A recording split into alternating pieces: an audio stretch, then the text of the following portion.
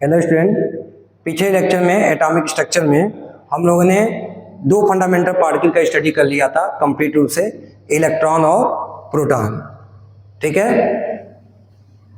अब उस समय मैंने आपसे कहा था कि एक प्रॉब्लम चल रहा था। क्या प्रॉब्लम चल रहा था कि जो एटम का जो एटॉमिक मास था वह इलेक्ट्रॉन और प्रोटॉन दोनों के एटॉमिक मास के सम के क्या आना चाहिए था, इक्वल आना चाहिए था। लेकिन क्या देखा गया कि जो एटम का जो एटॉमिक मास था वह इलेक्ट्रॉन और प्रोटॉन के एटॉमिक मास के सम के इक्वल नहीं आ रहा था। ठीक है, एटॉमिक मास के सम के इक्वल नहीं आ रहा था। तो इसका मतलब क्या हुआ कि इसका मतलब कहीं ना कहीं कोई ना कोई एक और पार्टिकल इसके अंदर प्रेजेंट है जो कि हमसे छूट रहा था। और दूसरा प्रॉब्लम क्या था, उस समय रेडियो एक्टिविटी की डिस्कवरी हो गई थी और यह मालूम चला था कि जो रेडियो एक्टिव सब्सटेंस होते हैं वो अपने अंदर से अल्फा बीटा गामा जैसे रेज क्या करते हैं, इमिट करते हैं। अल्फा बीटा गामा जैसे रेज क्या करते हैं, इमिट करते हैं। और ये रेज जब हमारे बॉडी के अंदर जाते हैं तो हमारे अंदर क्या प्रोड्यूस करते हैं, कैंसर प्रोड्यूस कर रहे हैं। तो इससे बचने के लिए, ठीक है, इस चीज से बचने के लिए रदरफोर्ड ने क्या इस चीज से बचने के लिए अलग अलग साइंटिस्ट अलग अलग तरीके से क्या कर रहे थे, एक्सपेरिमेंट कर रहे थे। उसी में एक और साइंटिस्ट हैं जिनका नाम था जेम्स चैडविक।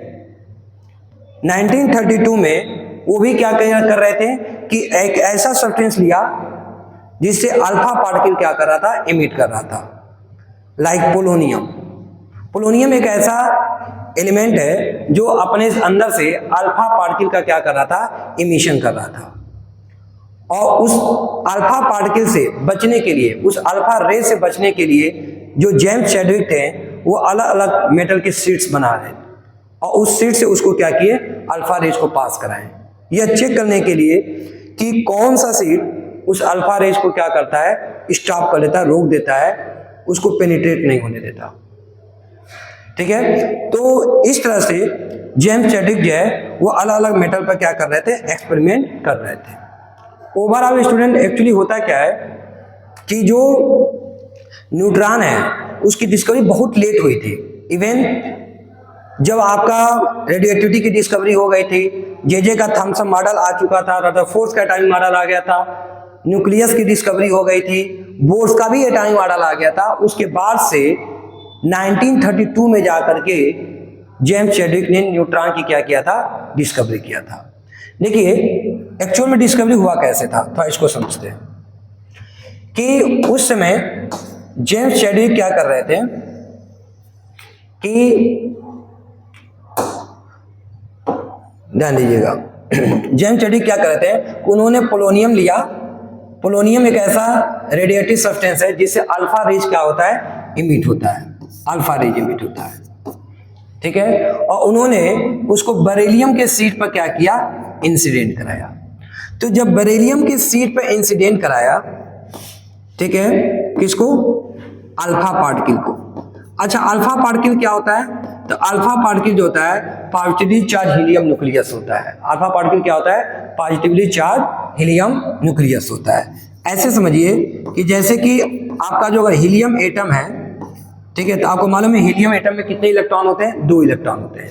तो अगर उसके इलेक्ट्रॉन को बाहर कर दे, ठीक है, तो इलेक्ट्रॉन को बाहर निकाल देने के बाद जो हीलियम का मास आता है वह अल्फा पार्टिकल के मास के क्या आता है, सम के इक्वल आता है।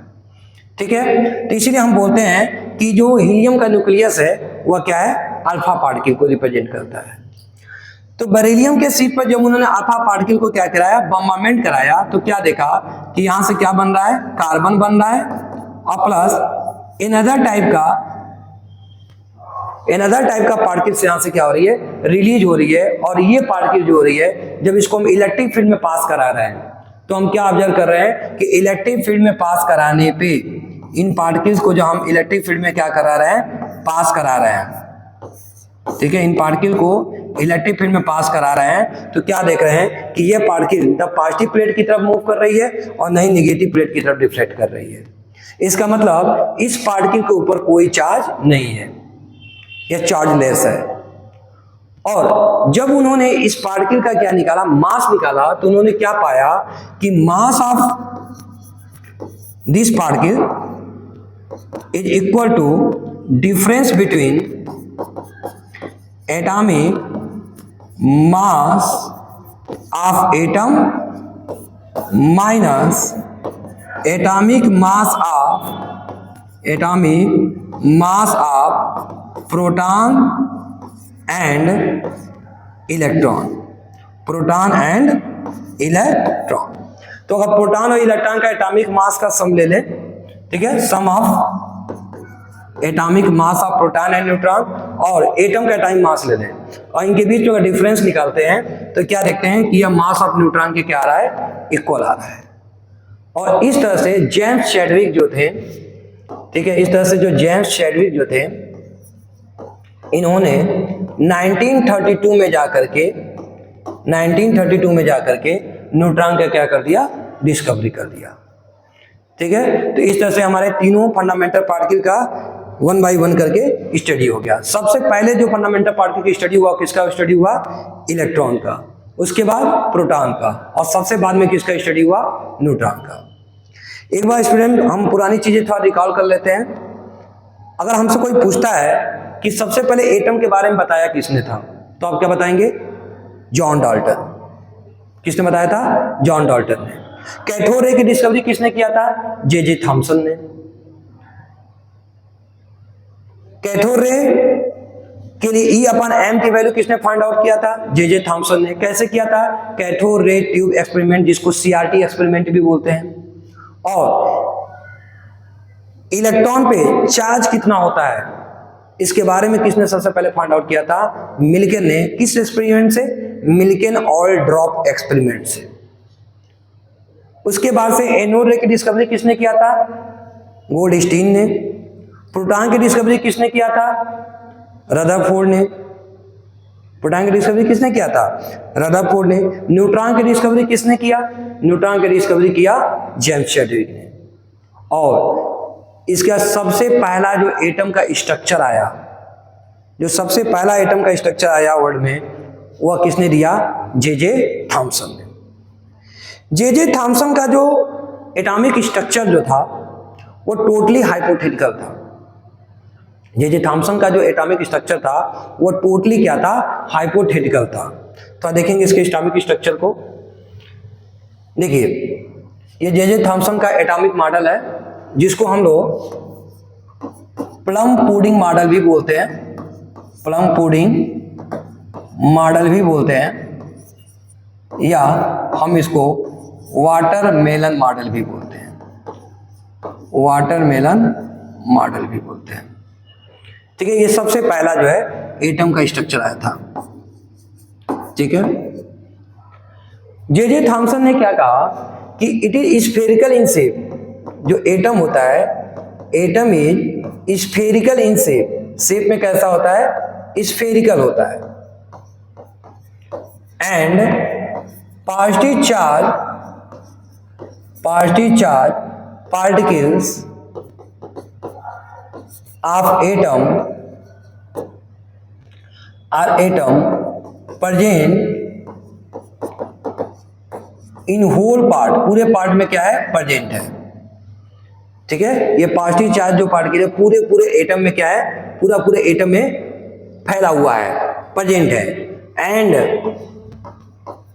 Negative charge particle electron, negative charge particles electron embedded in it. और जो नेगेटिव चार्ज पार्टिकल इलेक्ट्रॉन है वह इस एटम के अंदर क्या है, एम्बेडेड है। लाइक कैसे, like seeds embedded in watermelon. वैसे ही जैसे वाटरमेलन के अंदर सीड्स जो होते हैं, आप देखते हैं ना, आप वाटरमेलन को जब कट करते हैं तो देखते हैं ना कि ब्लैक के जो सीड्स होते हैं वो वाटरमेलन के अंदर जो रेड वाला, देखिए जो आप ऐसे समझिए कि वाटरमेलन का जो रेड वाला पार्ट है वो क्या है, पॉजिटिव चार्ज पार्टिकल है।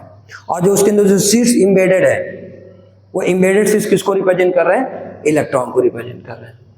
इसीलिए इस मॉडल को हम लोग वाटरमेलन मॉडल भी क्या कहते हैं।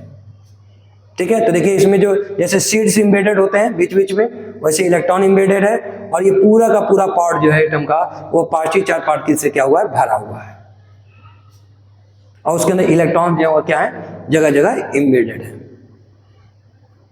ठीक है, और एटम इसीलिए क्या है, एटम इज न्यूट्रल, एटम क्या है, न्यूट्रल है। लेकिन दिस मॉडल इज फेल्ड, ये मॉडल फेल हो गया। कैसे फेल हो गया? After the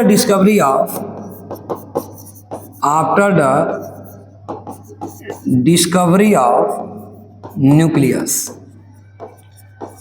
of atom. जब एटम के न्यूक्लियस की डिस्कवरी हो गई और ये मालूम चला कि नहीं, एटम के अंदर का जो पार्शियल चार्ज है वो पूरे होल एटम में फैला हुआ नहीं है, वो एक जगह सेंटर में क्या है, सेंट्रलाइज है, जिसको हम लोग न्यूक्लियस बोलते हैं। तो उसकी डिस्कवरी के बाद यह मॉडल क्या हो गया, फेल हो गया।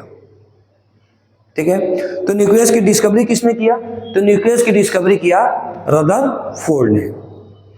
ठीक है, और फिर जाकर के रदरफोर्ड ने न्यूक्लियस की डिस्कवरी करने के बाद फिर वो अपना एक अलग एटम का क्या दिए, मॉडल दिए, जिसको सोलर मॉडल भी बोलते हैं। तो स्टूडेंट नेक्स्ट लेक्चर में हम लोग डिस्कस करेंगे डिस्कवरी ऑफ न्यूक्लियस, इसको अल्फा स्कैटरिंग एक्सपेरिमेंट भी बोलते हैं, और फिर जाकर के हम रदरफोर्ड के एटॉमिक मॉडल को देखेंगे और उसका भी लिमिटेशन क्या करेंगे, देखेंगे। ठीक है, तो स्टूडेंट नोट कर लीजिए, नेक्स्ट लेक्चर में हम आगे की चीजें डिस्कस करेंगे। ठीक है, थैंक यू।